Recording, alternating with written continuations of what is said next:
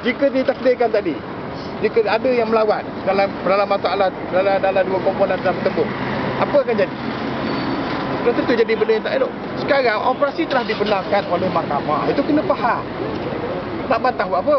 Kalau nak bantah juga bantah tempat lain, apa nak perlu datang ke pelabuhan ni? Kerana nak nampak, kerana lori tu datang, kerana nak tengok lori tu datang. Tak pernah tengok lori ke?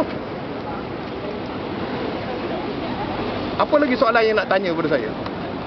Saya memang sedari awalnya saya kata bantahan boleh dibuat, tetapi bukan cara begini. Setelah mahkamah dah putus, sudahlah, cukuplah. Sebelum pada ni nak bantah kita pun tak larang, nak bantah-bantahlah.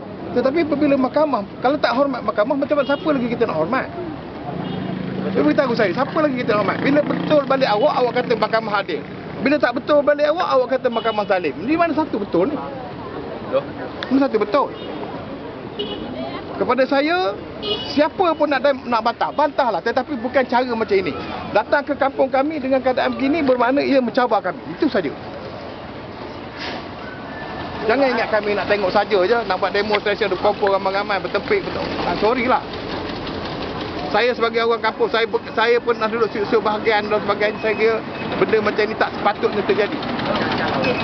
Jadi ini anggap ini adalah satu penghinaan pada mahkamah. Kesabaran orang-orang kampung. Yes.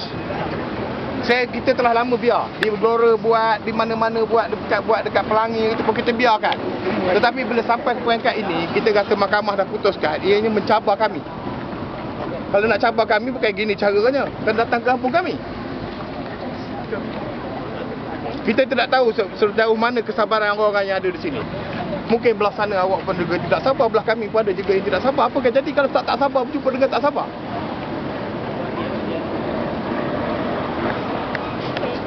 Encik, satu lagi. Boleh minta tanya nama Encik? Nama saya Bahazelan. Bahazelan. Bahazelan. B-A-H-A-Z-E-L-E-N. Bin Abdul Wahab. Abdul Wahab ya. Jawatan je.